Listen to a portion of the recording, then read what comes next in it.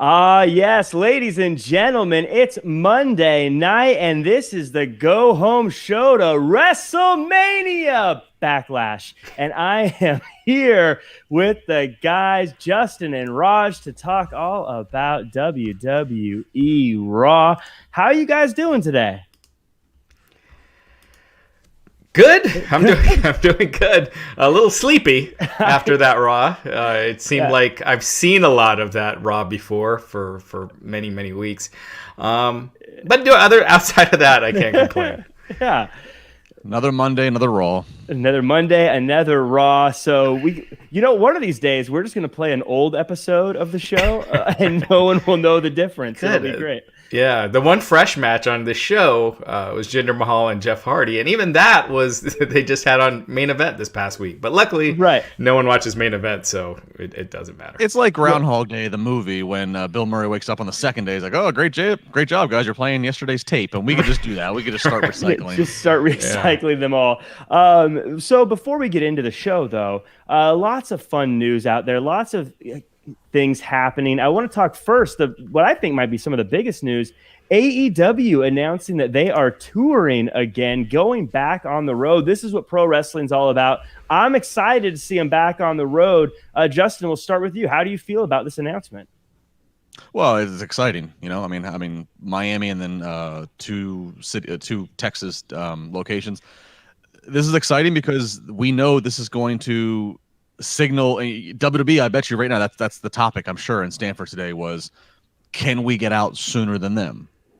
We keep kind of hearing that SummerSlam is going to be probably the introduction again and return to the road, but Vince has said that they can pretty much with once they decide we're going to do it, they only need about 6 weeks to get everything in a row. And we're mid-May at this point. They could certainly beat AEW to the punch if they felt they could find the venues and they could do things, under the protocols and still not lose their ass, mind you. So this is exciting any which way you cut it, because this really truly signals the return back to normal. Yeah, I mean, July 7th at the James L. Knight Center in Miami, July 14th, HEB Center in Cedar Park, Texas, and July 21st, Curtis Culwell Center in Garland, Texas. So 3 shows already announced. It cannot come soon enough. I am so done with these no fan, small fan, small crowd, Daily's Place, everything. I mean, they did as good as they could do. I thought WWE did as good as they could do with the Thunderdome. But I'm just so ready to move on. And it can't come soon enough. And to your point, Justin, if SummerSlam is when they are planning to go back to having fans and back to touring, that gives AEW almost 2 months of a head start, because SummerSlam right now, I think today it was reported by PW Insider that it is going to be taking place Sunday, August 22nd, so end of August. Ooh.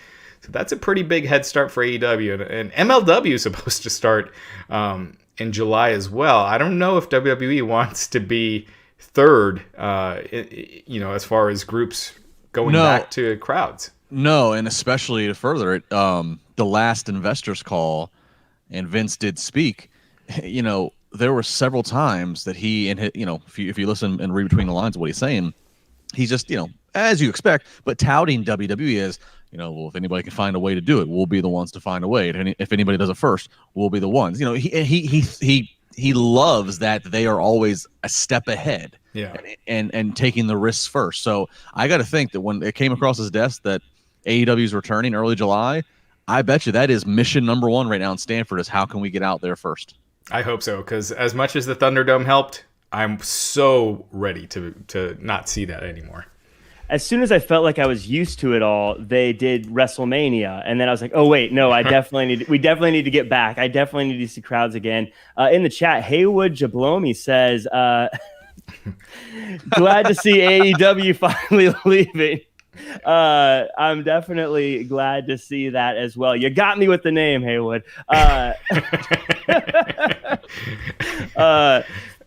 Yeah, I'm excited for it. Something else that happened is it's been reported that Velveteen Dream was backstage at Raw. Someone who was such a promising up-and-comer out in NXT, obviously had some controversy come his way that's kept him off TV for a little bit, but it sounds like he's backstage at Raw right now. Raj, do you think this is a good move for him?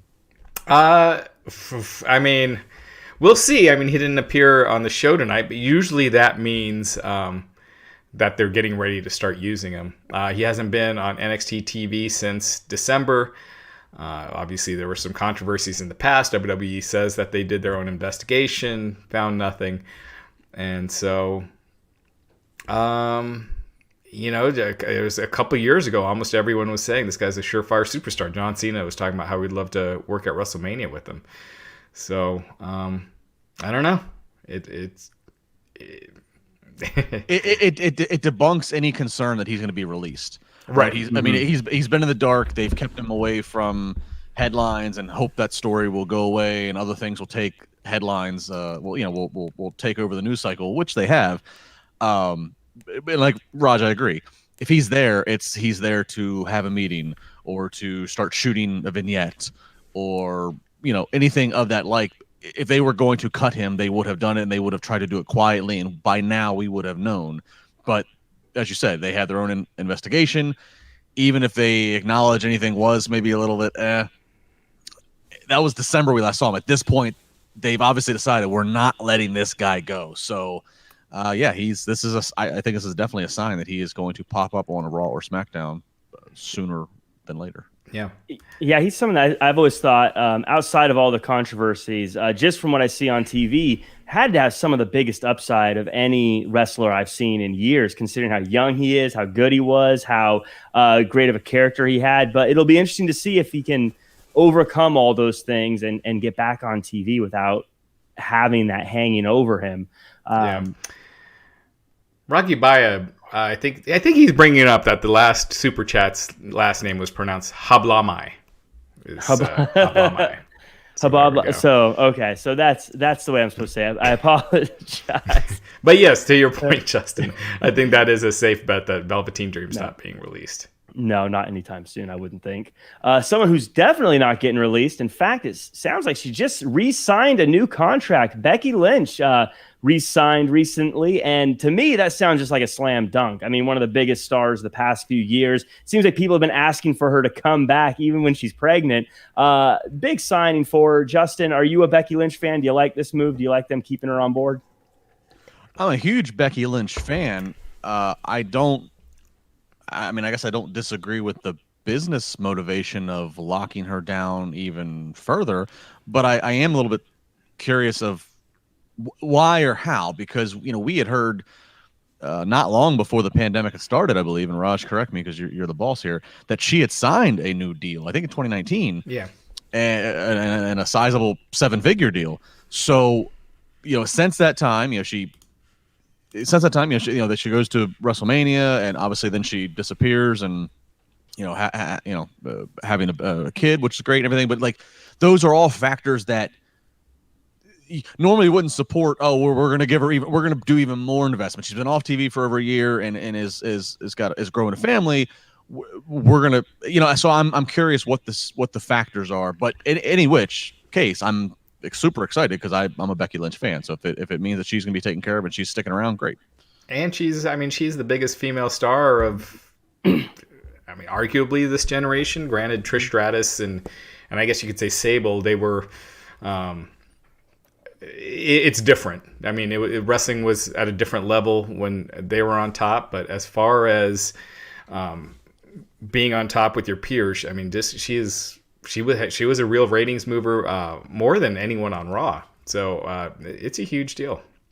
Yeah, regardless of opinions of Becky Lynch, it's hard to deny that she's got everything you want from being a star. Again, I don't know what the details of this contract are, but if I'm working at WWE and it's my job to lock in the best stars, I feel like that's a win, even if they already just signed her, because again, she's about as big of a star as you can get. Another big star, though, that's already hung up the boots is Booker T. And real quick, I do want to say this. To your point, Justin, it seems weird that she would have only signed a 2-year deal in 2019, unless they're renegotiating her deal way early, and that just seems really early to me. I'm guessing maybe it was a 3-year deal, so they want to get it nipped in the bud before next year, but that just seems way early. Yeah, we've heard about with guys and girls contracts, if they're injured, that time gets tacked on.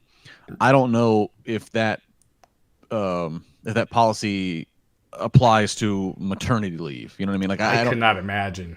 So yeah, it's odd. The other part I think about is, okay, so a new contract, not long after there's been a huge shakeup in talent relations. Like, Right. did Johnny Ace come in and say, this current deal we have her on is just isn't like this, there's too much risk of losing her to an AEW? And I don't know, like, or Nick Khan. Nick Khan has been a lot more active. Yeah.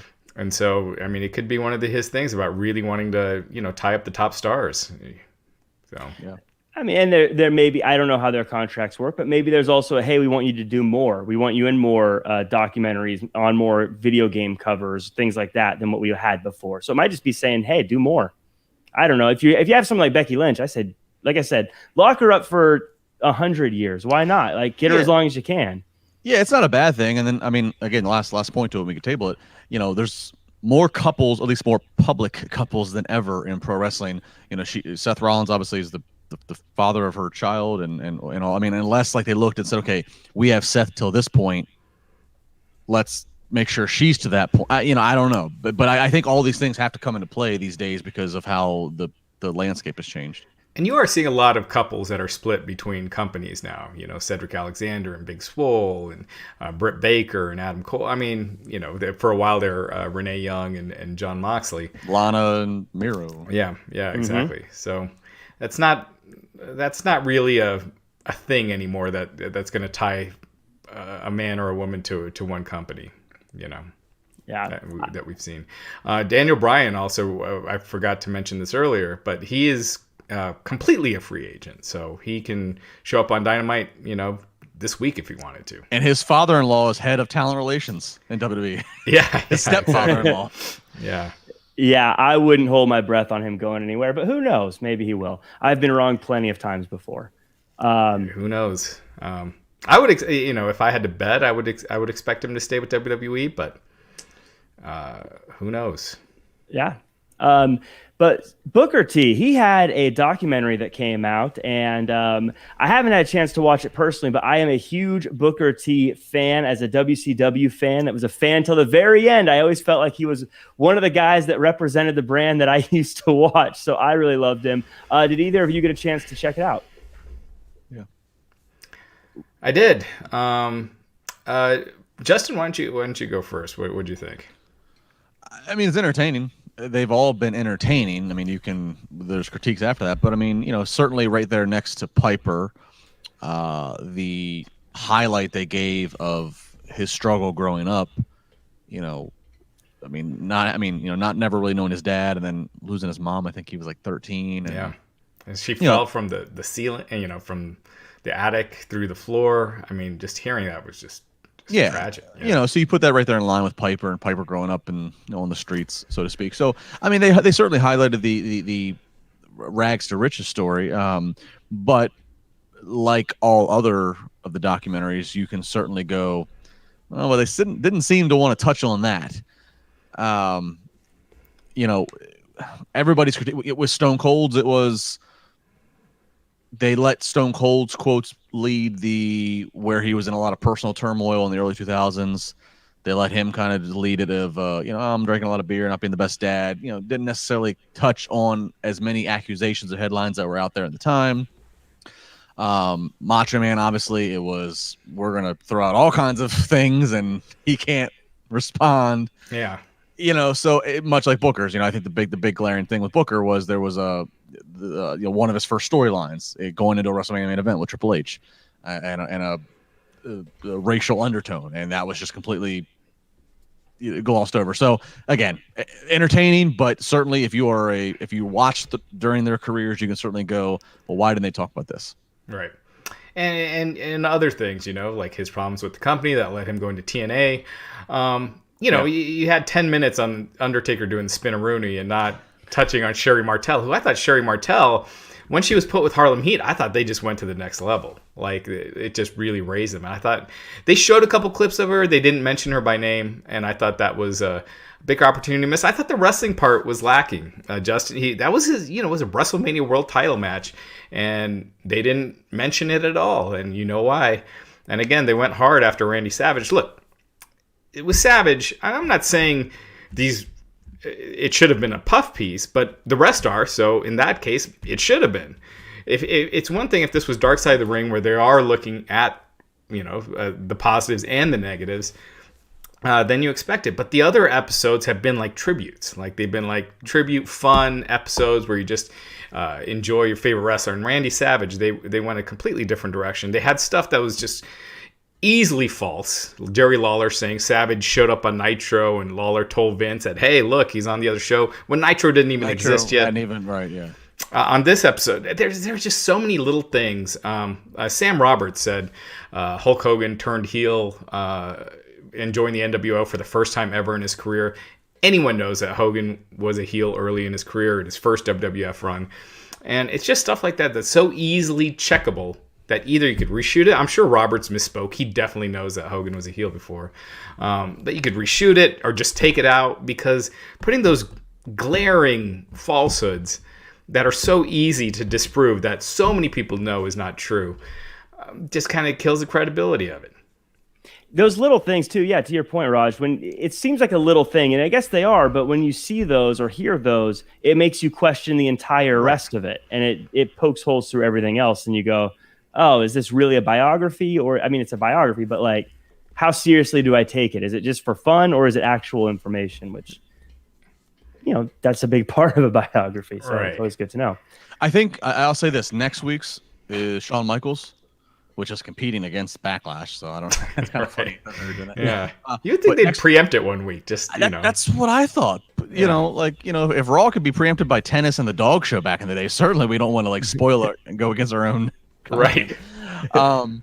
I will say this: I think Shawn, obviously he's still alive. He's still very much involved with the company. I mean, he's Triple H's best friend and right hand man in NXT at this point. And Shawn has also been the most open about his transgressions. Austin's talked about, said I took my ball and went home, wasn't right, and I was in a bad place. Like Austin's talked about, things that he regrets. Macho Man's not here anymore. Roddy's not here anymore. Booker T, regrets robbing Wendy's a dozen times. But Shawn's been just the most open in how it's affected, how it affected him, as a performer, and how terrible he was to deal with. So I think Shawn's will probably be the most true to form, because there's not really much more to hide. He's just kind of already came to terms with it and put it out there, and it's kind of part of his reborn Shawn Michaels. Yeah, I just wonder how far into it they go. Like Savage, they're talking about his dad giving him steroid injections in the ass. Are they going to go that far with Shawn, or are they just going to say he had problems, he had issues? Well, but that quote you're talking about, that quote comes from Gorgeous George, the girlfriend. They're going to interview Sonny for this. I was going to ask you, are they going to interview Sonny? There's nobody really that can interview. They're not going to interview Sonny. China's wrestler, she's passed on. They're not going to interview the army guys that kicked his ass outside in Syracuse, right? Marty Jannetty has his own problems right now. Right. Who is? They're going to interview Triple H. They're going to interview Kevin Nash. Scott Hall. I mean, who is there to interview about Shawn Michaels? That's going to go, and unearth some skeleton that we had no idea existed. Yeah, it's true. He's kind of friends with a lot of guys that are pretty common in a lot of these videos and these kind of things. So it'll be interesting to see how HBK is, because you're right. It's kind of the classic. There's so much to say, but at the same time, what will be new and how will it be presented? I think it'll be a pretty friendly piece at the end of the day, personally. Few comments in the chat. Terry Allen Jr. asked, Jack, today, did you see the WWE 2K22 dev video? I did not. I'm a big fan of the WWE games, but they burned me a little hard the past few years. They're going to have to prove themselves to me at this point to get my attention. So we'll see there. Mike Oxlittle says, really enjoyed all the biographies so far. And we also have... I will say this about the biographies, too. While there were things with the Savage one that bothered me and the inaccuracies, they are all very entertaining. I was never bored in any of them. They're easy to watch. Which I was worried about. When I saw they're going to be 2 hours, I was like, ooh. But they fill it. And then, at the end of each one, I'm like, they should have went longer, because there's so much that's not in there that they could have put in each one. Yeah. And then It's Z asks, does Vince try to bring back Brock for SummerSlam versus Lashley or Roman? Feel bad for Lashley getting his run as champ in this terrible era creatively for Raw. We'll definitely talk about Lashley in a little bit, but what do you guys think the odds are of a Brock return for SummerSlam? High.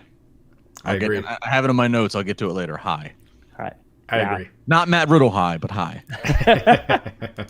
And then shout out to Ashley Heslop. Thank you so much for the super chat.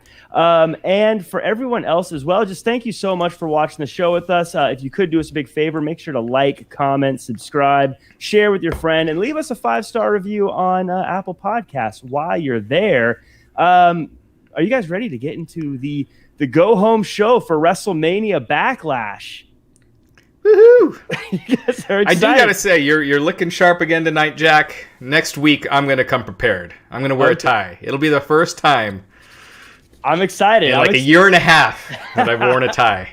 I am excited to see it. Yeah. Screw it. I'll wear a tie next week. All right, we're it's gonna be the Sophisticated Gentleman's Podcast.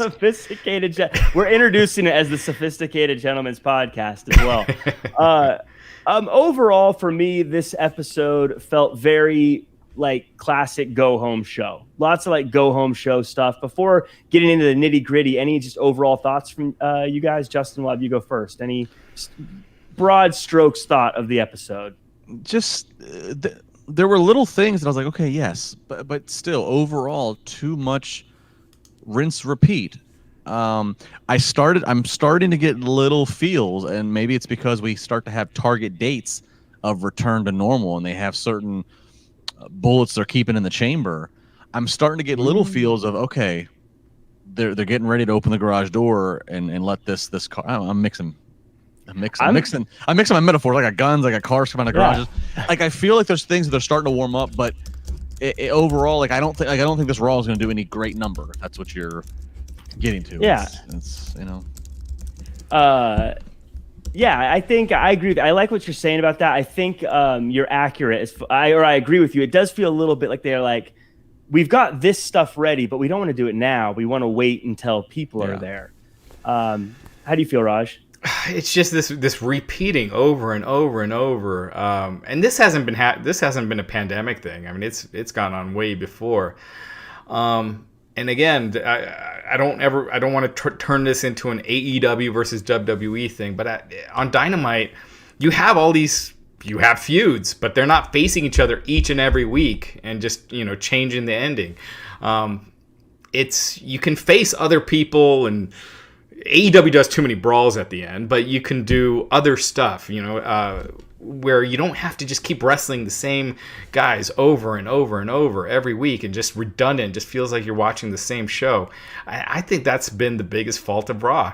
And SmackDown, they do repeat stuff too, but the other stuff is way more creative. Last Friday they had the eulogy with Roman Reigns and Paul Heyman. It was just really entertaining. It was different.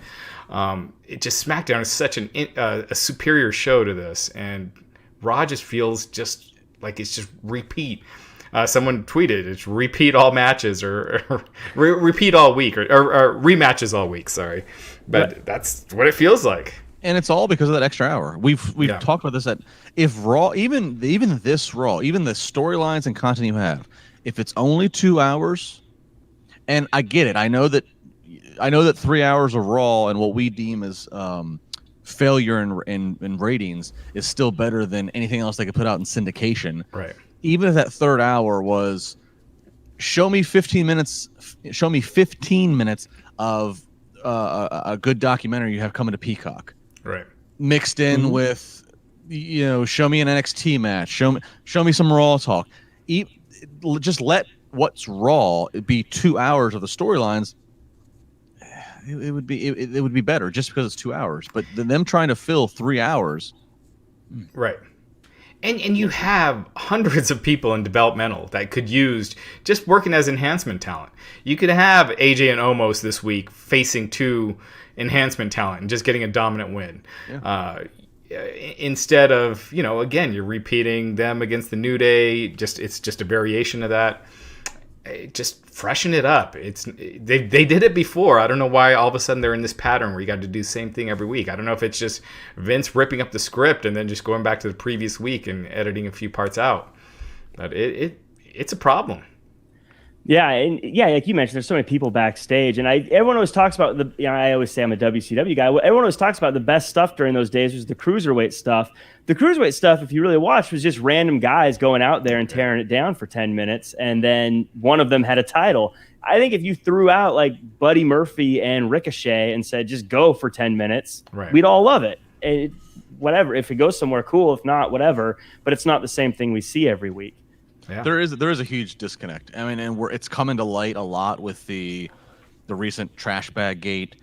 Mickey James speaking. People talking about like, the trash bag gate was a big thing, and then Mickey said like she got a call from Vince, she got a call from Hunter and Steph, and like they all basically said like we just had no idea, we didn't realize the optics.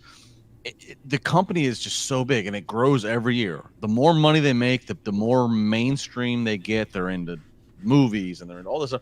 They get so far removed of being, hands-on like Vince was in the 90s. And I think that's what it comes down to. He's just the levels. I mean, and we hear about released talent saying how hard it is just to get a conversation with him, just to pitch an idea. I think things are just so far removed.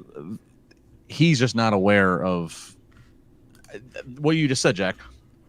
Give us a Buddy Murphy match, and people just because it's fresh and new. It doesn't necessarily have to progress a storyline. Just give us something fresh, just for the sake of our eyes seeing something we haven't seen recently of pairings.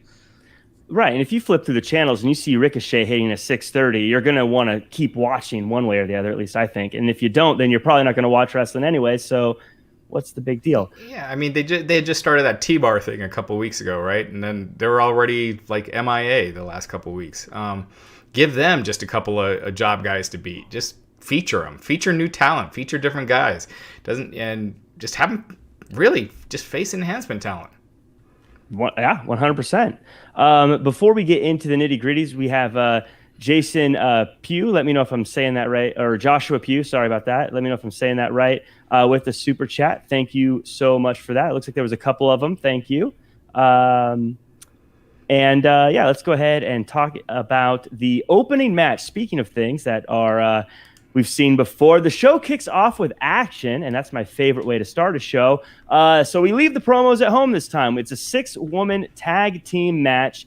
And like I said, kind of quintessential go-home style. Charlotte teaming up with the tag team champs to go up against Asuka and Mandy and Brooke. I thought the match was cool. Asuka got a win over Shayna. But the story here was Alexa showing up and saying that she has her eye on someone. And the question is who? Justin, I know you're the expert on all things Fiend. Who does Lily have her eye on in this match? Nobody's an expert of what's going on with the Alexa. But I am the most interested because I know Raj hates the magic stuff. No, I was a 6-woman tag. I don't think that does a lot of... Women's wrestling's interesting, but it doesn't mean we need to throw as many women out. Like, a little bit scattered. But I did think that Alexa appearing on the stage, and this is one of the advantages of having a closed set, is that you can have her and that entire swing set pop up on the stage. There's no crowd to watch it be set up. I did think that, and her saying, we're watching someone, and then it went to commercial. That is a nice little hook to commercial. And then she's laughing again after the match, after Charlotte attacks Asuka, I believe. Like, these are nice little hooks. So again, this is better usage of time to me, of giving me a hook that like Alexa and Creepy Doll are targeting one of these women. I was okay with that. Yeah, I'm with you. See, I was always against it because it wasn't wrestling based, but now that she's at the ringside area saying she wants to at least watch one of these women, I'm starting to merge into your lane, Justin. I'm starting to get on board here. Raj, was this enough for you? Oh, it sucked. I mean, anytime she turns into a 9-year-old with a doll and she's giggling on a swing set, I think it sucks. It's stupid. And I'm not holding back anymore. It just sucks. This whole thing has sucked. It sucked since the beginning. It never got good. Everyone's saying, give it time, see where they go. We kept waiting. We saw what they did at WrestleMania. It's been shit. Let's move on. Let's get Alexa Bliss back to normal. But Yeah, I don't think her back to normal is necessarily better. It's better.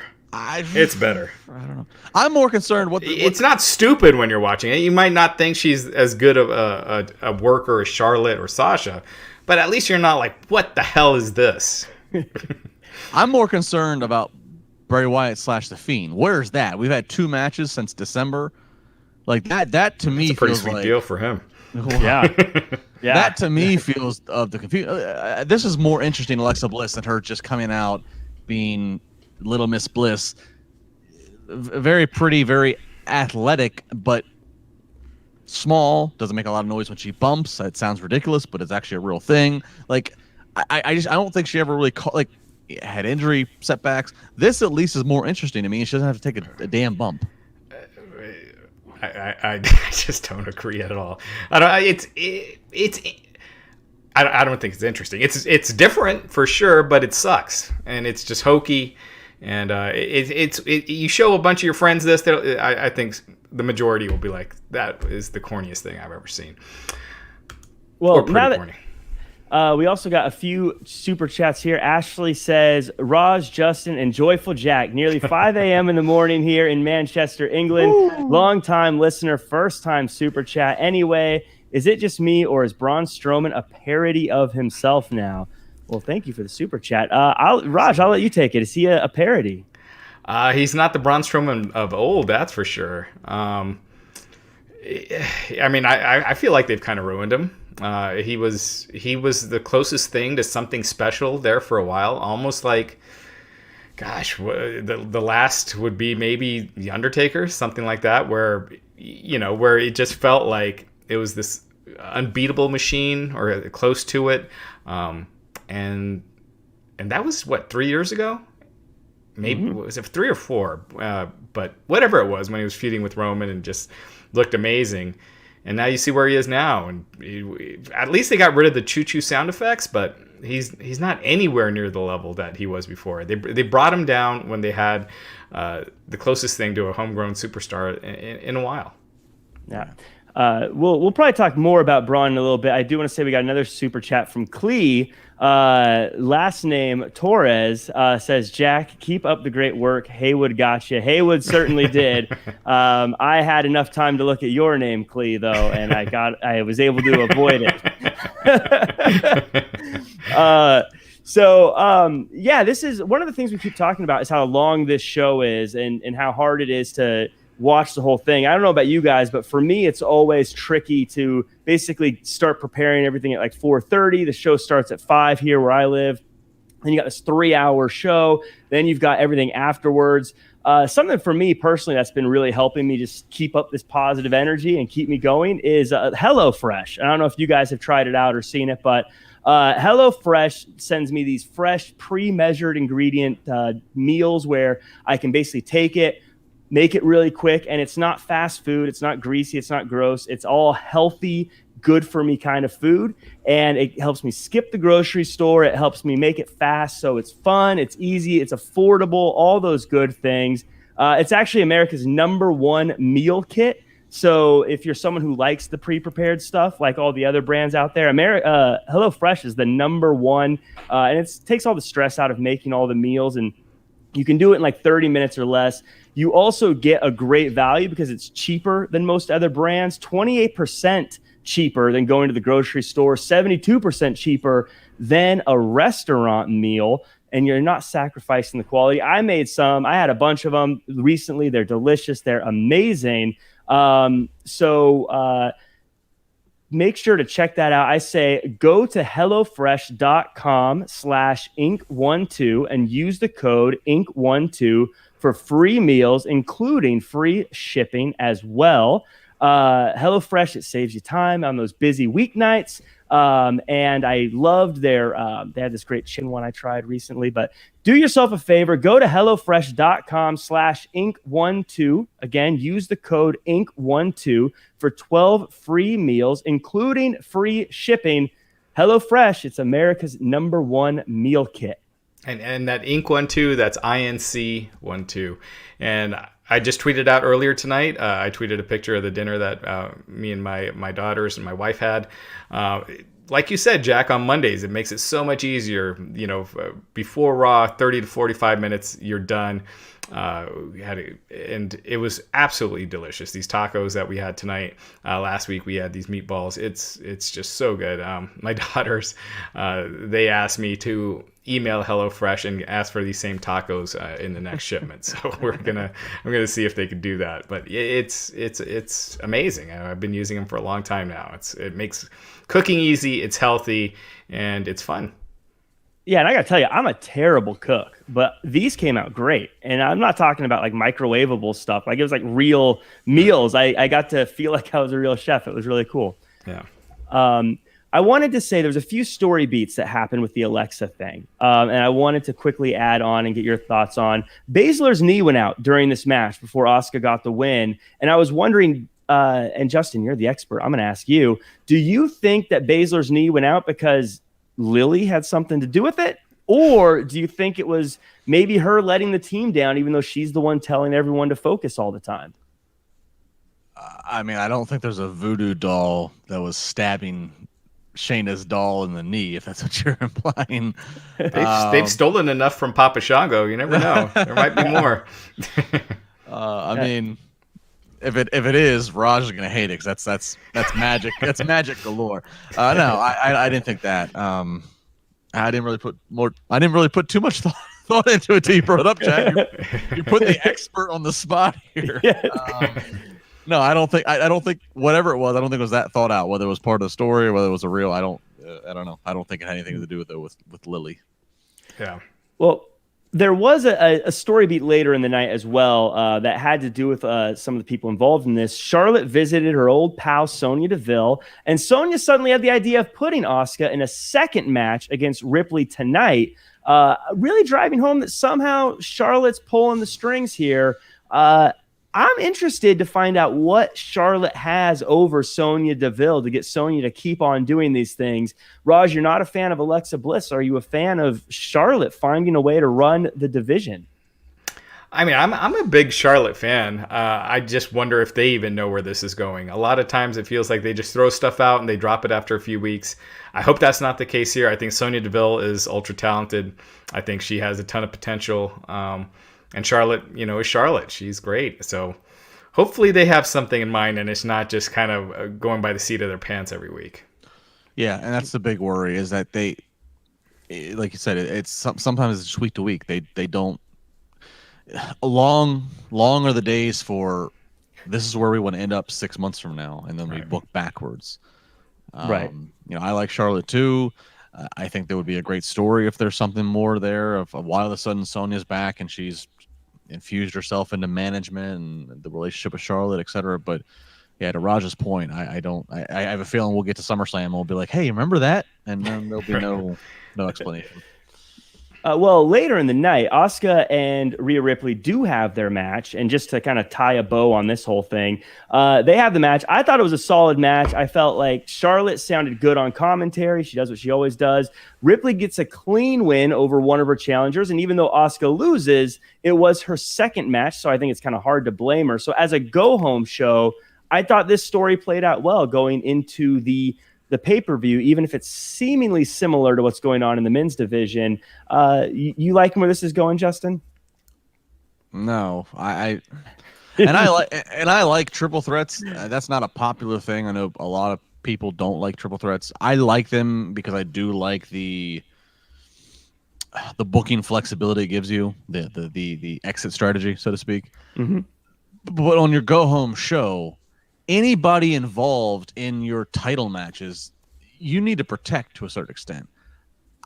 So I just didn't like Asuka being treated the way she was. I feel like that kind of like is just the glaring sign of take her out of the fold. This is a Rhea or a Charlotte thing. Raj has his theory of how booking 101, which we'll get to with Bobby Lashley later, about how you get treated on the go home. What does it mean for the pay-per-view? Again, I like triple threats, but I'm not a fan of how this women's thing is progressing. Yeah, I don't really see Asuka winning the title this Sunday. To your point, I do think it's between Asuka and Charlotte, even though a lot of times them losing, that would be the sign that they're going to win at the pay-per-view. So, yeah, I agree. I mean,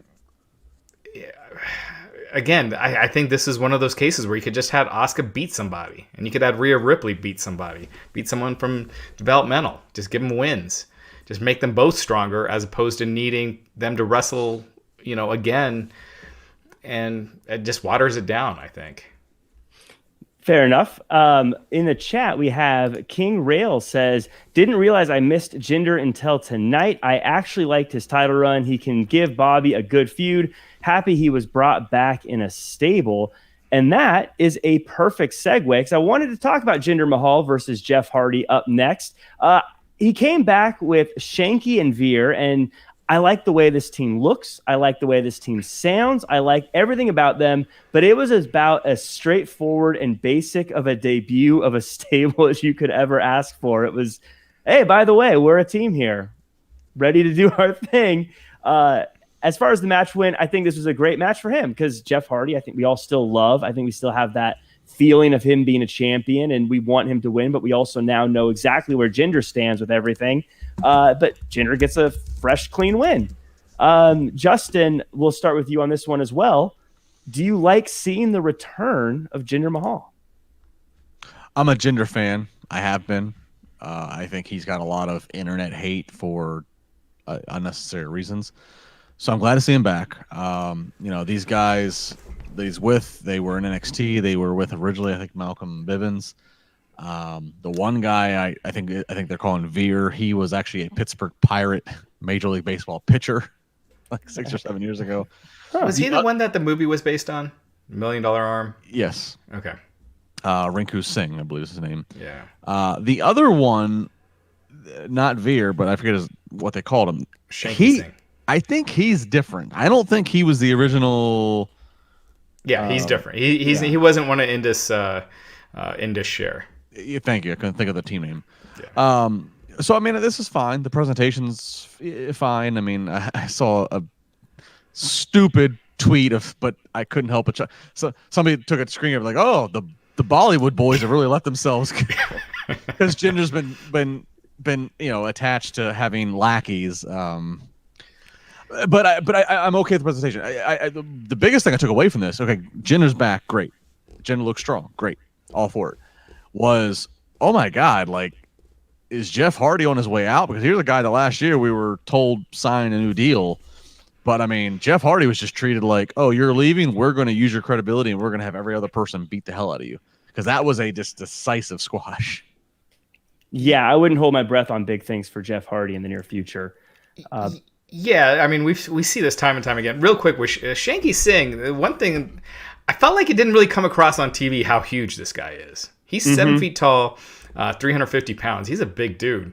I mean, the other guy's huge too, but Shanky is like 7 feet tall. So he's bigger than Jinder, and Jinder's pretty big too. Right? Yeah. So he might be one to keep your eye out on, especially because Vince, he likes the big guys. Jeff Hardy, we've seen this time and time again. We saw it with Rob Van Dam there for a while during his last run, and the Dudleys. These guys, where all of a sudden they decide they're old. So instead of keeping them strong and then losing big matches to up and comers, they just lose every match to where it doesn't mean anything to beat them. If Jeff Hardy, if he was, being kept strong and then loses a big feud to, who would be someone good? Damian Priest. Damian Priest, or I was trying to think of a heel, but it like The Miz. Yeah, what's that? Bobby Lashley, Baron Corbin. Baron Corbin. Not finding the right example there, but you know what I mean. like keeping them strong, so when he does get beat, it helps elevate somebody. Whereas now everyone beats him, so it's not elevating anybody. And again, they did that with RVD, Dudley Boy, so many guys, and Matt Hardy. They did it in the past. Well, so mind you, Matt, who's always, especially in AEW now, Matt is very much, if you follow his Twitter, he is playing to the he and Jeff reunited. Yeah. So I don't know, but I mean, well, yeah, he just re-signed last year, right? He re-signed. Mm-hmm. Jeff re-signed last year, so we think. but I don't know, the way Matt's tweeting, and Matt likes to troll, but he's also tweeting almost as if like maybe something's changed. Maybe Jeff has said, I do or don't want to do this, and I don't know. But this does not smell like, oh, we have Jeff Hardy for the next 3 years. Yeah, and to Raj's point, he's the perfect guy if you want to put him out there against some guys just to put on great matches, because fans love Jeff Hardy. They want to see Jeff Hardy. They want to see him win. So he's the perfect person to put out there against someone who just wants TV time, or maybe a developmental person, or maybe just a guy I always use Ricochet as the example because he's so amazing in the ring. Let's just see them both have matches, and he wins a bunch of them, and then, to your point, he loses. It matters. I don't know, but Jinder came back looking good. To your point, I just want to add too. Yeah, Jinder's huge. He looked average next to that guy. I don't know if WWE has ever had this many incredibly massive people all at once. It's been a while since they've had like 2 7-foot plus guys. Yeah, and that's now we also have like Braun, who's not 7+, but still a fairly big fella. Right. So yeah, they got a lot of meat in that locker room right now. Stellar Justin Lopez says they dropped the other dude because he spoiled that NXT match between Keith Lee and Adam Cole during the summer. No. That was actually Veer, who we saw tonight. The guy who I just said was the Pittsburgh Pirate pitcher. That was him who, Instagram storied the Keith Lee celebration. That was him, but he still kept around. So, because I had to do the same research check too, but that's not the case. Yeah, it could be they just felt the other guy wasn't progressing as well, or they just felt like they want to get Shanky Singh on, and they just picked who they felt was the best from Indus Share. They've had a pretty WWE's been getting more Indian talent. Yeah. They have a pretty big crop of Indian talent that are training with. So I mean, like in terms of we want to find somebody who's Indian, a partner with Veer. I mean, they have some options. So yeah, that might have been the guy that was with them just wasn't cutting it. Yeah, they did that whole Indian special there a few months ago. Mm-hmm. And then Chris Pantaleo says LOD's career took off after Rocco was found. I think that's referring to Alexa Bliss's doll. Yeah, dolls haven't really worked out the best in wrestling. No. Jax Collins also says real quick, Kinder should have been built. I think he means Jinder should have been built strong on return against a jobber, not Jeff, and just dominated for the next few weeks. And then King Rail also says Jeff is going to AEW is a damn near lock. Just seeing those, and then and then I think I missed one. What was the last one you were on, Raj? Sorry, 1 second. Here we go. Oh, I'm so glad Jinder is back. I want to see Jinder versus Drew. I feel like the story would be better than Drew versus Sheamus because they have more history. I have a feeling that match is going to happen one way or the other. Two big guys like that, come on, makes sense. Yeah, and they kind of teased it a while ago. Mentioning it on screen how they were friends and stuff like that. So I do feel it. I feel like it's more interesting than Drew versus Sheamus was. And I think part of that is because Sheamus had been around for so long and losing most of the time. So get someone who's kind of fresh. Jinder actually was losing a lot the last time he was there once he dropped the title. But since he's been off of TV, absence makes the heart grow fonder. So I agree. He's Slater for special referee. Yes. But you make a good point, Raj. I mean, just giving people some time off makes us love them so much more instead of having them on every single week over and over and over again. Right. I think that's something that AEW and NXT benefit from is they don't have their same guys every single week. But moving on, speaking of same guys, we had the biggest match of the night in terms of sheer volume. It was an 8-man tag. And again, kind of a basic go-home show setup, a bunch of people just all thrown in together that have things going on. Elias and Riker are putting some farmers markets kids through college with all the tomatoes they're buying. And AJ, of all people, said they need to be serious for once. But my favorite line of the night was Riddle was dropping all these bro puns. And so when they saw that someone was behind him, he asked, is it the creepy doll Lily? Which was hilarious to me that he was making fun of the creepy doll. Fairly unimportant match, but I thought it was just a fun, silly couple of segments to get to the match itself. Raj, are you is Matt Riddle growing on you? As long as Orton's there, he's fine. Because the way they play off each other, I do get a kick out of that. You know what was really weird with that segment with the tomatoes is they had almost like squeeze one. And first of all, he is 7'3" tall guy squeezing a tomato is not really that impressive. But they had the tomato sliced. If you go back and watch, the tomato was sliced. I don't know. It's a gimmick tomato. It's a gimmick. Yeah, they gimmicked the tomato. Get off of it. The tables are gimmicked. Everything else is gimmicked. Mark Henry, the weirdest thing. It's one thing when Mark Henry, is squashing an apple, but they gimmicked a tomato. Go back and watch it. It's so strange. And then also they keep calling them rotten tomatoes when they look like the freshest tomatoes that you could find. They're like bright red. It's I'm gonna stick up for my busted open co-host on Fridays. Mark Henry bent a frying pan. It was not gimmicked. Right. That was a effing sturdy frying pan. All right, that ain't no sliced tomatoes. Don't put Mark Henry. Was the apple legit? Yes.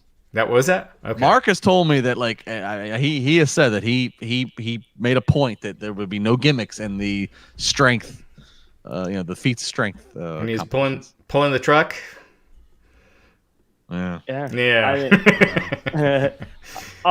It's so funny you mentioned that. I was literally thinking of the frying pan as Raj was mentioning the sliced tomato. I was thinking right now Mark Henry's probably shaking his head like, what? Come on. No, for sure. No, I'm saying you compare Mark Henry squashing an apple to almost squashing a pre-cut tomato. It's just they have gone downhill in their feats of strength on the show. Especially if it's a pre-tape, and if he tries to break it and it doesn't happen, they can just try again. Why do you have to go? Right. If he couldn't break a tomato, then I think they've got bigger problems than refilming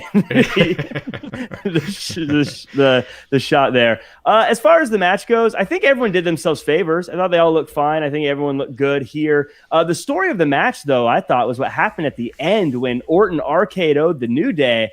And I think it told the viewers and Matt Riddle that it's not just can Orton live with Riddle's silly attitude, but also can Riddle live with all the voices inside Randy Orton's head? I like this dynamic. They don't like each other, but they do. Justin, was this a good match for you? Did you like how this all played out?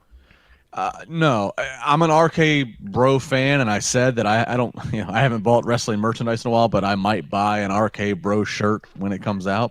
Mm-hmm. But here's my problem: is it seems like we're building RK Bro, like Orton Riddle, like we're building them. They're going to be the number one contender tag team. Whether they take the titles, we don't know, but like that's what we're building to is them versus AJ and Omos. I don't like throwing this 8-man tag, which is it's not even the anchor. It's not even the main event. It's they toss it into the transition from hour 1 to hour 2. I don't like doing this, having Omos physically get involved with Riddle. I don't know. I feel like you can have Riddle and Orton beat, Elias and Riker, beat New Day, roll out a few more tag teams, and save that interaction for Omos, who is the talent that they are building to. To give people just a brief insight.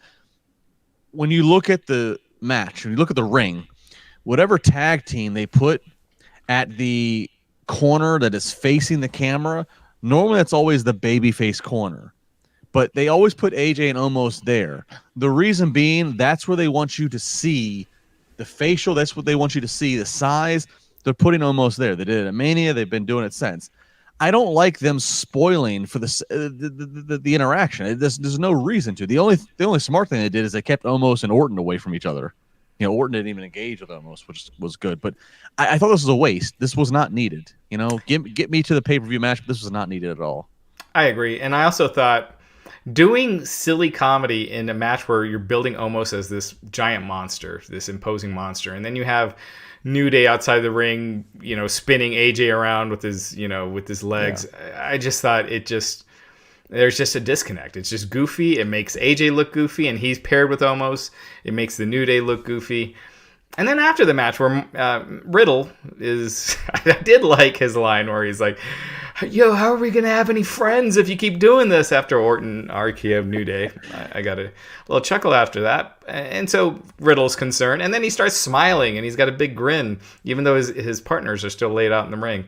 So it's quality control, little things. I agree with Justin. They could have had almost an AJ Squash Lucha House Party, or bring two people from NXT. Again, kind of the same theme we've had all night is just keep them away from Riddle and Orton right now. And one of the reasons why Elias ends up getting pinned, so the heel team loses, is that almost, as you said, goes out to try to like help AJ, who's getting his legs spun around. It just makes Omos, who up to this point, briefly, but he's been made to look like, this dude's a legit 7'3". He looks like a big deal. But this behavior of him getting distracted to go do this, it's that whole fee-fi faux fum. This was not needed at all. I like Omos. I like Orton Riddle, but this was not needed. We don't need to spoil what's supposed to be the payoff match. You don't need to spoil that interaction this early on. Right.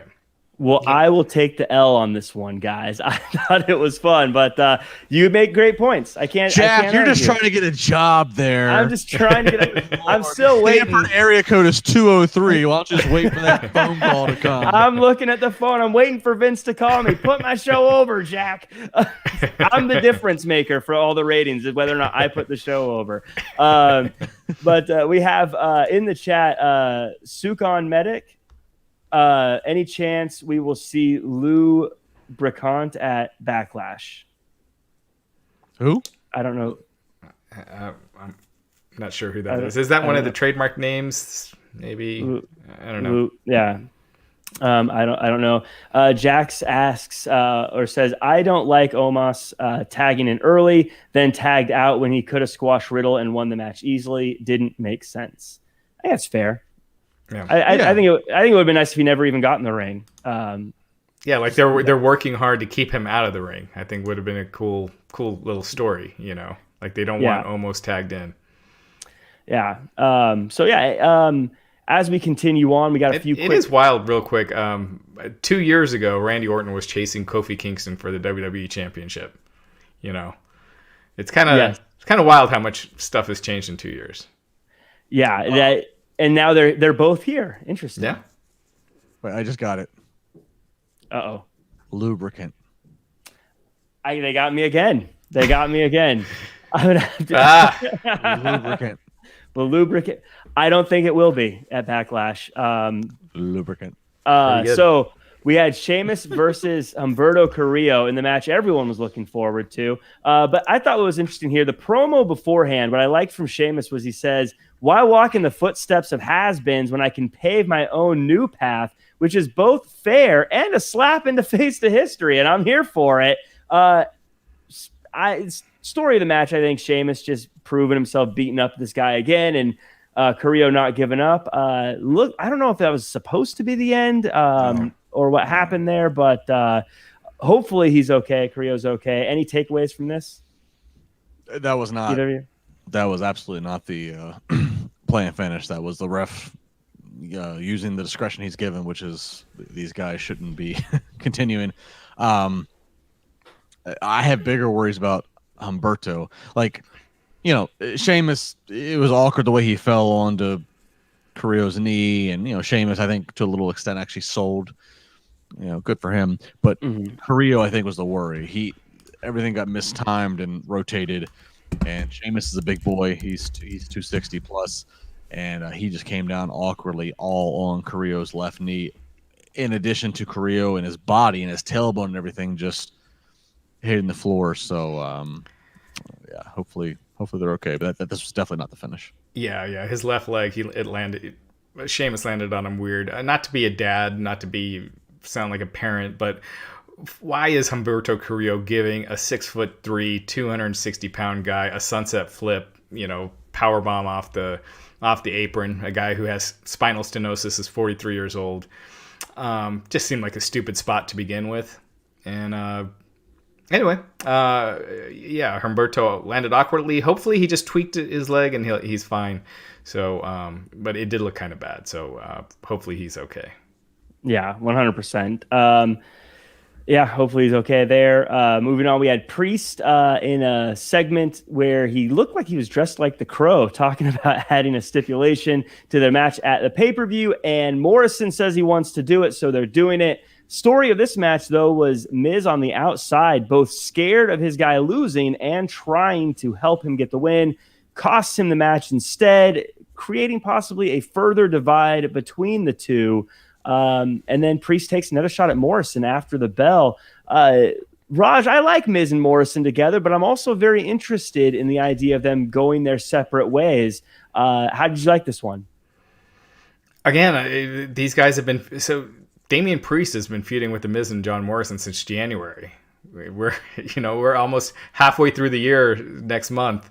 I'm sick of this feud. I know they're using it for the Miz and Morrison, but again, you could have them wrestle different people. It doesn't have to be Damian Priest every week. I'm just ready for them to move on. Hopefully they do the split at the pay-per-view. They go to Miz and Morrison. Obviously, I'm assuming Morrison's going to be the babyface. I hope this goes on to bigger and better things for him. With WWE, it's hard to tell. You see, people get that 1 to 2 week push. Did we miss Shelton and Cedric? No, that's coming up gotcha. in just a second. Yeah. Okay, gotcha. I don't care. I feel like the Raw side of this pay-per-view is just really weak. And this match, I don't care about it at all. I was over it after WrestleMania personally, but Justin, how do you feel about it? I mean, I'm a huge Damian Priest fan, but same. So, yeah, I mean, we're leading to Morrison Miz split. Fine. Priest, he did his hit the lights finisher. This is the best the finishers looked. It's one of those finishers. I'm big on finishers. It needs to be a finisher that you can hit on almost anybody. You can do it almost out of nowhere. It doesn't require 10 seconds of setup. It looked great. I guess my biggest hang up here is Jack. So the whole thing is we get to pick stipulation, right? So Priest wins. He doesn't want Miz to run away. So he picks a lumberjack match. Not a cage match. Right. Not an Inferno match. He's got the whole fire gimmick and everything. Mm-hmm. Oh, that's actually a good point. He picks a lumberjack match. Now, I think back to young Justin. In 1993, at the Hammerstein Ballroom, in the early years of Monday Night Raw, there was a lumberjack main event. It was between Hacksaw Jim Duggan, and HBK Shawn Michaels. It was lumberjack. I was so excited. Mom let me stay up for a minute. I was in elementary school because, Mom, it's Shawn Michaels versus Jim Duggan, and all the other wrestlers are gonna be out there. They're all gonna make sure that the match happens. That was a big deal. Why? Because we got one Raw a week, and you saw just a couple people, and you saw a pay-per-view 4 times a year. So it was special to see all these big name guys, not the jobbers, but these big name guys all out there together. 2021 does not hold the same standard. The fact that this is what Damian Priest comes up with as his way to punish The Miz pisses me off because I love The Miz as a heel and I love Damian Priest as a babyface, and I have more Damian Priest that I'll get to later. This is stupid beyond belief that it's lumberjack match is what Damian Priest has just earned his way to. I feel like that's great, Raj. Do you? I agree. When they said lumberjack match, I was like, I just felt like that got over like a fart in church. It was not, again, that's about as weak of a stip as you could pick in today's wrestling. And we just had a War Games match last week where a guy flew off the top of the cage through a piece of cardboard. But still, it was a brutal match. And when you get to pick a stip, you pick, that's what you go with. I just thought it was really weak. It would be better if the Lumberjacks were a bunch of us who podcast about pro wrestling, and we each get to set up microphones on each side of the ring, and when somebody comes out, we get to see who gets the most ridiculous soundbite possible. That would be a more entertaining Lumberjack match than me seeing the guys on main event that are going to be out there to help beat The Miz and throw him back into the ring. Right. At least we get to see Ali and Ricochet and some of those. Yeah, guys they get to be on pay-per-view, so they're probably stoked about it. Viking Raiders probably also. Stellar Justin Lopez brings the point up that Miz was just in a lumberjack match versus Lashley. I think too, like lumberjack match, one of the problems with Miz is he's got someone on the outside helping him. This is just saying now you're allowed to have someone on the outside help you. And I don't really get it. To me, I agree. I felt like this is, it doesn't feel like the kind of stipulation you would pick in this situation, but I've always felt like it doesn't feel like Damian Priest should be still picking on these guys. He already beat them. Jack, we skipped over this. Go to the origin. The origin is Priest calls in Morrison and Miz to his office, Adam Pearce calls Miz and Morrison in his office. Damian Priest has got a great idea. He's going to face Morrison, and the winner gets to pick the stipulation. And I start to think, I'm like, you know what? Adam Pearce, how bad of a management are you that you couldn't come up with some idea to help enhance this match of the winner pick? Like, it's just this stupid formulaic, and this is where AEW shines. AEW takes big swings for the fences. They either hit home runs of like, okay, or they take a big whiff and a strikeout, but at least they take a big chance. The WWE is in their lane, and the lane results in lumberjack match. Let me ask you this real quick, just to switch gears for a quick second, then we'll get back on track. MJF and Chris Jericho has got to have a big stip. And we saw their last pay-per-view with that the exploding barbed wire death match. It made a big difference in pay-per-view buys. I mean, it was probably a culmination of things because they were teasing the big surprise.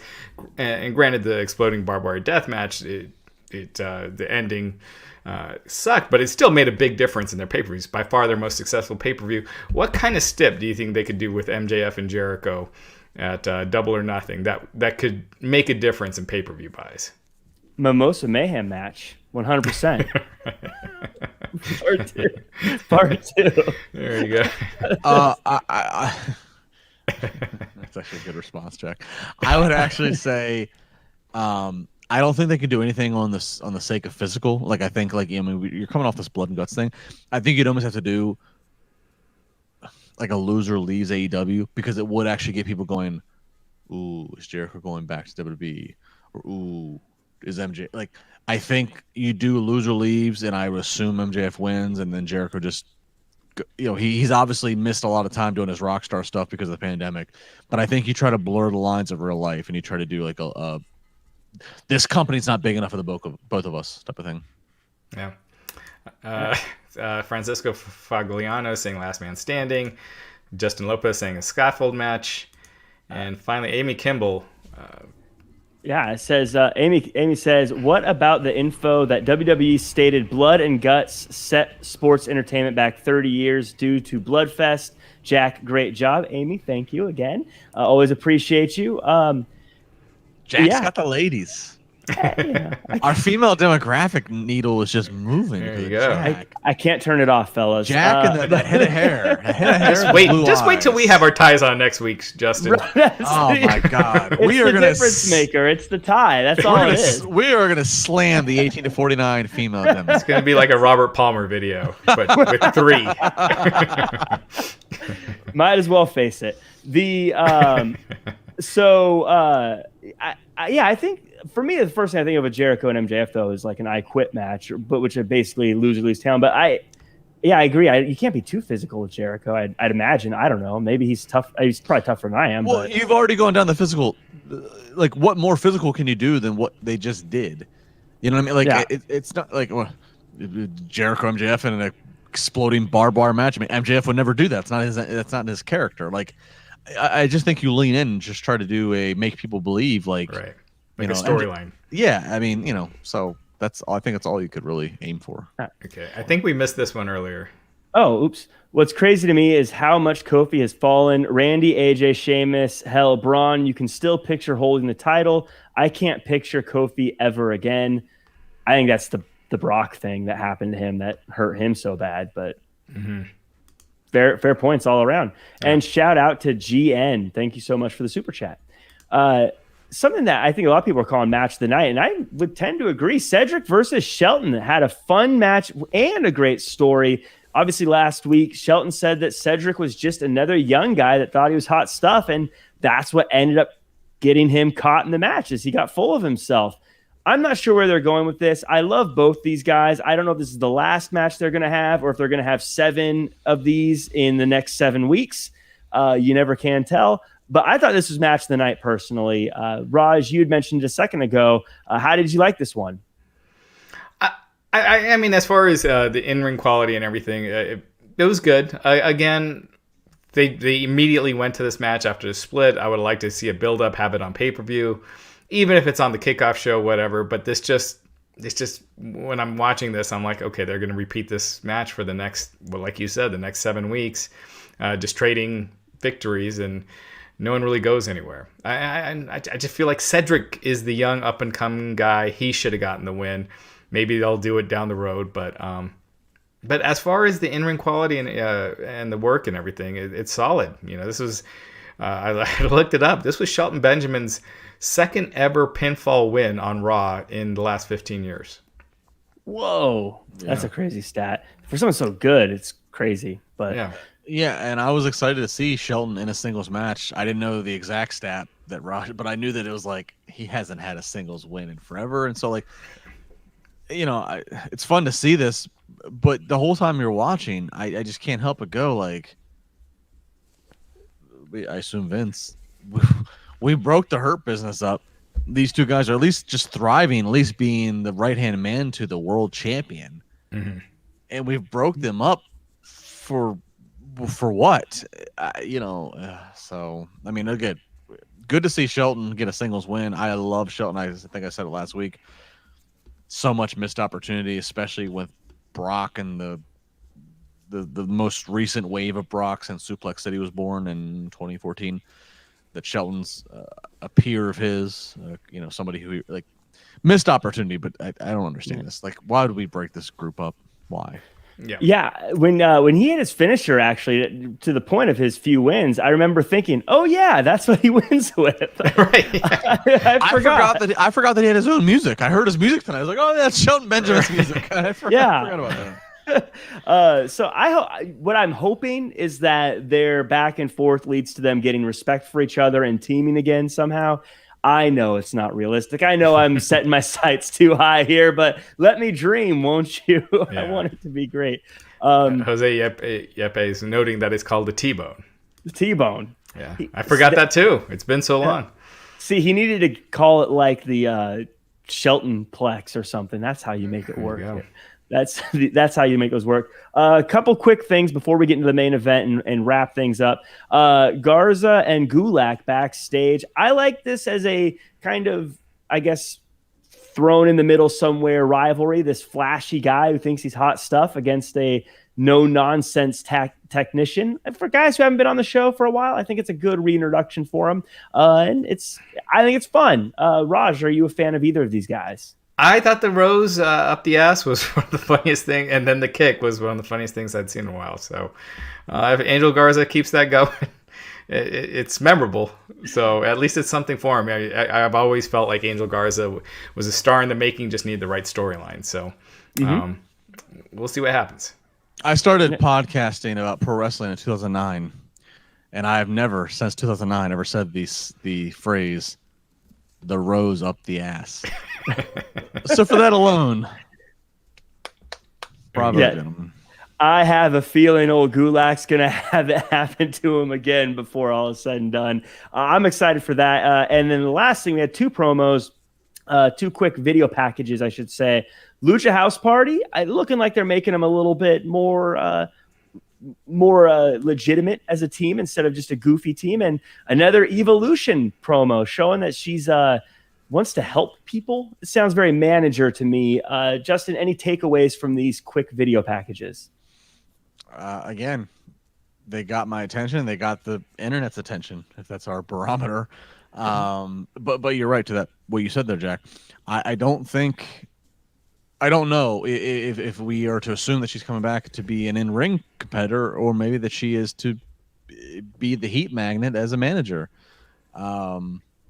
Just all we've seen her training. We've seen all these pictures with the Brock Lesnar lookalike, the Parker Boudreaux. So I don't know what to take. That's good. It's got my interest. I don't know exactly what's going to happen here. I do think she's been training more as an in-ring and wrestler, but I don't know. The buzz is there. That's all I can say, and that's good. Mm-hmm. They went from one vignette last week to two vignettes this week. there's buzz. Do you think the "Do I Have Your Attention Now" is supposed to be a play off that CM Punk promo? Like she's doing that just to get heat with the internet crowd, or am I reading too much into that? I actually didn't even catch that. I didn't make that connection, but I'm sure someone on the internet did. Maybe, I don't know. Maybe it's just me. Yeah, I agree, Jack. I thought with the second promo, it did kind of sound like she's talking about helping people, taking them to the next level, making them a star. She's already successful. It did make it sound like she's looking to manage somebody. Look, I thought in her last run, sometimes when you have someone who could be a star, who gets attention but can't necessarily wrestle, then find something else to do with them. And if you could find a role for them, Miss Elizabeth never wrestled in WWE, and she's one of the most memorable characters of all time. You find that right role, that's all you need. I mean, that's basically what got us Lashley, is having MVP and saying, well, he's not going to wrestle all the time, but he's great. Let's pair those two up. Yeah. Speaking of MVP, let's just get to this main event. Let's talk about how the show ended. Lots of build up throughout the show at the short moments, and the bulk of it was all about MVP trying to get Braun to team up and help out Lashley by just taking Drew out of the picture now so that it can be a one-on-one match. And I did some Steiner math, and if you take Drew out of the picture, it does help his odds a little bit of winning. So what I liked about this, though, is I like that MVP has been great, but I like that it feels like he's actually getting into the heads of opponents and actually messing with them. I think that makes it more interesting. The match itself was a banger. Those two have good matches.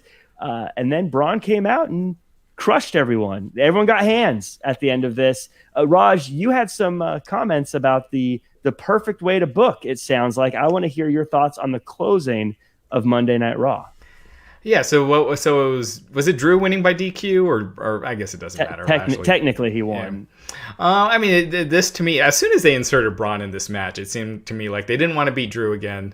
They don't want to take the title off of Lashley. So inserting Braun, that gives them a way to get out of that. And so you have either Lashley or Drew pin Braun. My guess would be it's Lashley. I don't see why you have Lashley win at Mania and then lose it at Backlash. I'm not calling. Oh, well. I hate that name for this pay-per-view. It seems to me like Peacock, they wanted a way to increase subscriptions or something, and having WrestleMania attached to the name because they've never done this before. So all of a sudden doing it so random. It's all marketing. Yeah. Yeah, exactly. Yeah. So that's what it seems like to me. Like this is meant. Braun was inserted, so on the go home you keep Braun, standing tall and looking strong, and then he takes the pin at Backlash. Yeah, this I'm a huge Braun fan, but I really think that we are truly in again the placeholder of like, all right, we can see it. We see the light at the end of the tunnel. We see the fans. Mm-hmm. I think this is Bobby retaining, and I think Bobby as the heel, him retaining and being world champion still, there's just so many more possibilities versus making Drew the champion again or Braun the champion again. Bobby is the heel. Damian Priest is probably going to beat The Miz, I think, right? Got to. He's on a fast track. Morrison might cost him, but yeah.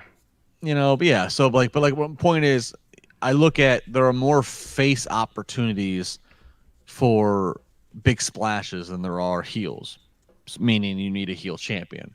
So, okay, whether they try to accelerate a Priest, whether we stall and get to SummerSlam and Brock finally confronts Bobby and we get that MMA match that we've all looked at, and Brock's back to draw a crowd.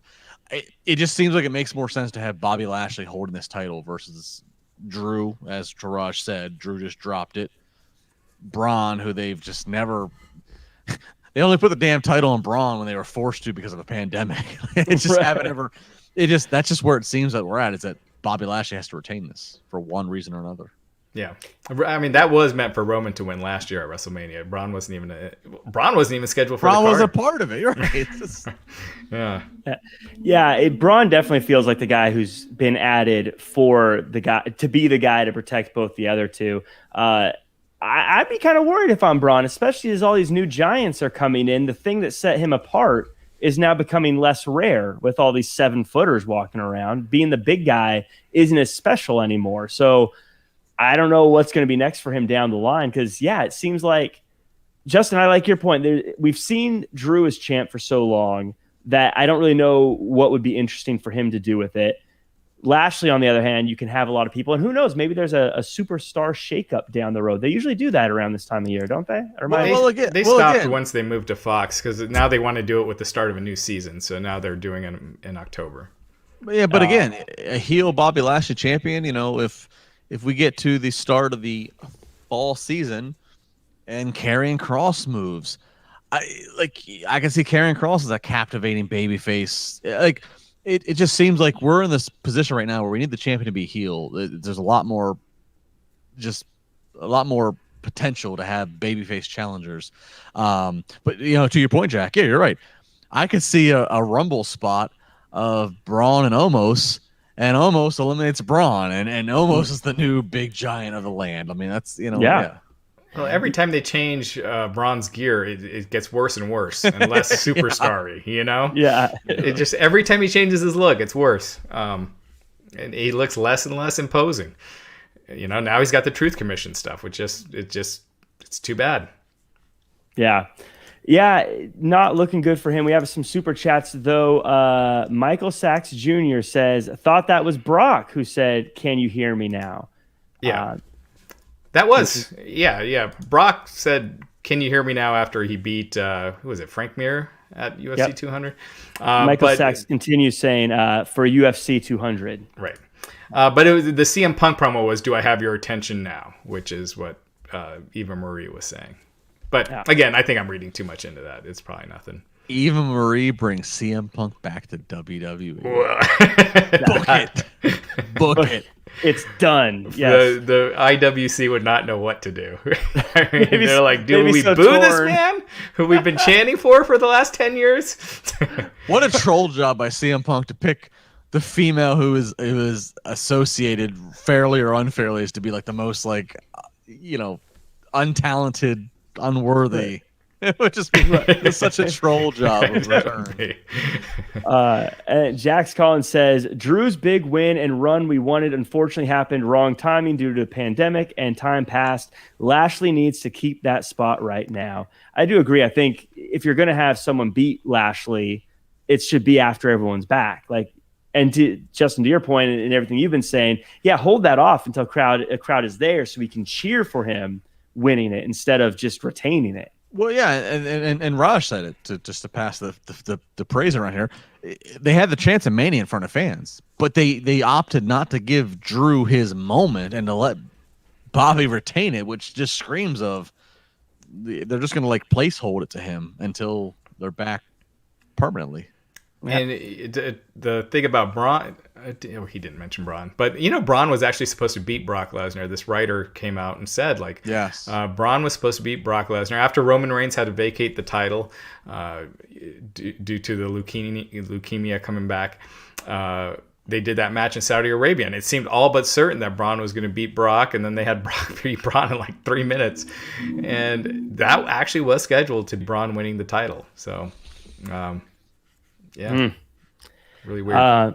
Well, let's go ahead. Since we've talked about everything, let's really quickly just go through WrestleMania Backlash and do some quick predictions here. We're going to start with the top, at least what I have here on my notes.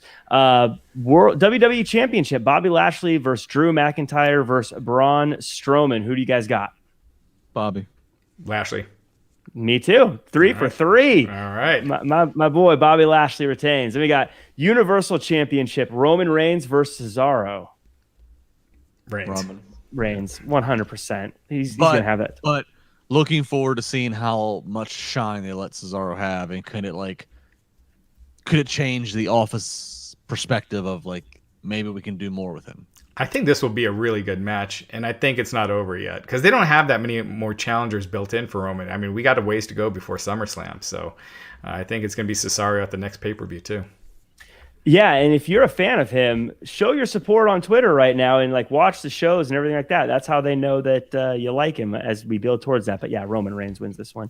SmackDown Women's Championship, Bianca Belair versus Bayley. Bianca. Same. It's way too soon.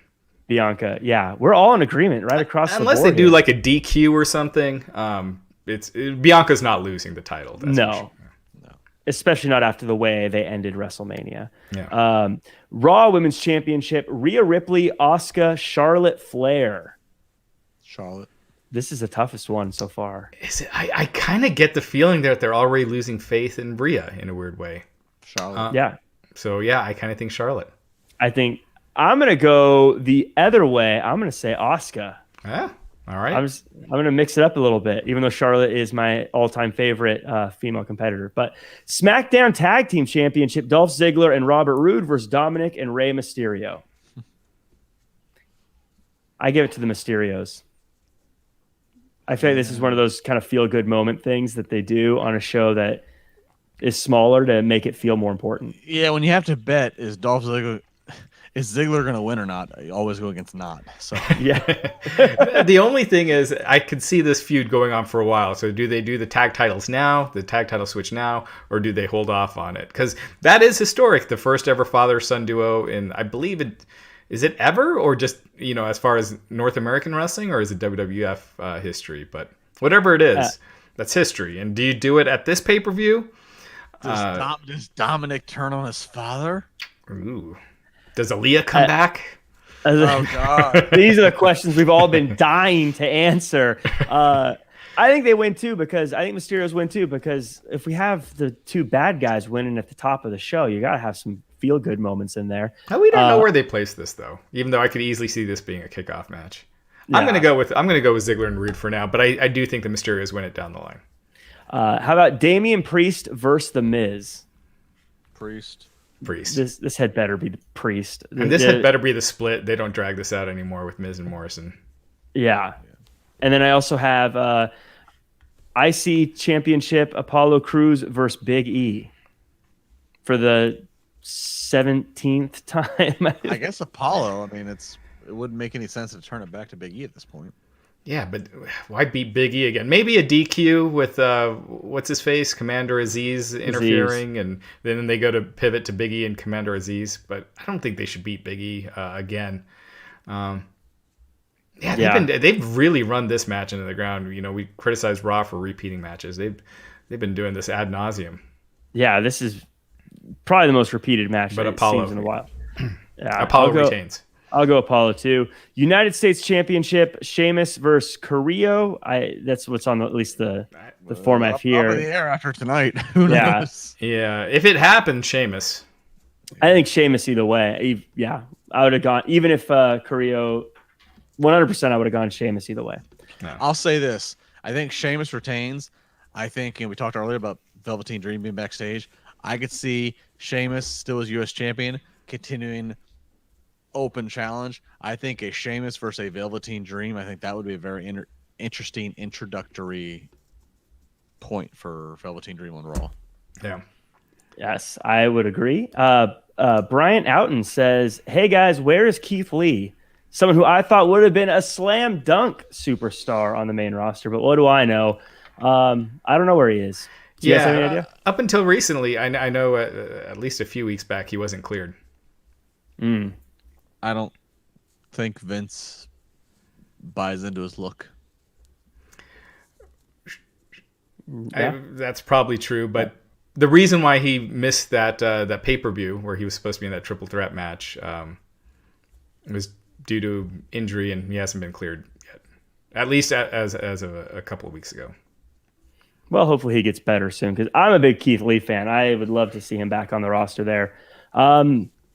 I think that does it for us. I want to thank everyone in the chat, everyone who's listening on the podcast and all that good stuff. Please do us a favor. Hit the like button, leave a comment, subscribe, share with your friends, 5-star reviews, all that good stuff. Fellas, any final parting words before we go?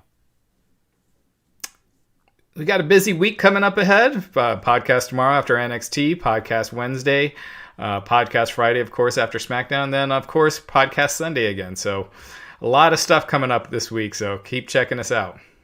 Yeah, always good stuff on Wrestling Inc. Make sure to follow them on Twitter to stay up to date on all the fun information they have. And of course, listen to all the pods. It's all good stuff. I think that does it for us. I'm Jack Farmer. He's Justin. He's Raj. We're good. Thank you. Good night.